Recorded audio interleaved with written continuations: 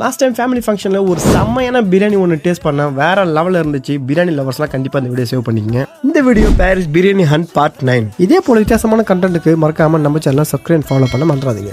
பாரிஸில் இருக்கிற நம்ம உறவினர் அவங்க வீட்டு பிறந்த விழாக்கு நம்ம இன்வைட் பண்ணியிருந்தாங்க. காலையிலே வேகமாக வந்து ஹெல்ப் பண்ணுற மாதிரி ஓபிடிக்க ஆரம்பிச்சிட்டோம். வெளிநாடுகளில் வாடுற நமக்கு இதே போல ஒரு லோக்கல் ஒரு ஃபங்க்ஷன் நடக்கும் போது கண்டிப்பாக எல்லாரும் நின்று ஒன்றா செய்யும் போது அது சந்தோஷமே வேற. இப்போ யாருக்கெல்லாம் அனுபவம் இருக்குதோ கீழே மறக்காம கமெண்ட் பண்ணுங்க. இப்போ அந்த ஃபங்க்ஷனில் நம்ம ஃபுட்டு மட்டும் வெளியே அவுட்டோரில் கேட்டரிங் ஆர்டர் பண்ணியிருந்தோம். கிட்டத்தட்ட அவங்க வந்து முக்கால்வாசி வேலை எங்களுக்கு ஈஸியாகிட்டாங்க. ஃபுட்டு குவாலிட்டியாகவும் நல்ல டேஸ்டியாகவும் இருந்துச்சு. இந்த அவுட்டோர் கேட்டரிங்கோட ஃபுல் டீட்டெயில் வேணா கீழே மறக்காம கமெண்ட் பண்ணுங்க. உங்களுக்கு ஸ்நாக்ஸ் சர்வீஸ் பண்ணிட்டு பிறகு வேற என்ன பிரியாணி வேட்டை தான். ஃபங்க்ஷனுக்கு வந்திருந்த குட்டீஸ் வந்து பெரியவங்க வரைக்கும் எல்லாருக்கும் பிரியாணி முறையாக சர்வீஸ் பண்ணிட்டு அதுக்கப்புறம் நாமளும் அதில் காலத்தில் இறங்கிட்டோம். பர்சனலாக அந்த பிரியாணி ரொம்ப பிடிச்சிருந்துச்சு. நான் ரொம்ப நாள் ஆச்சு இதே போல் ரொம்ப நல்ல டேஸ்டியாக ஒரு பிரியாணி சாப்பிட்டு நல்லா காரசாரமாக நம்ம ஊர் டேஸ்ட்டில் ஒரு பிரியாணி சாப்பிட்டு முடிச்சுட்டு அது கூட ஒரு குலோப் ஜாம் சாப்பிட்டாலே சும்மா அப்படி இருந்துச்சு.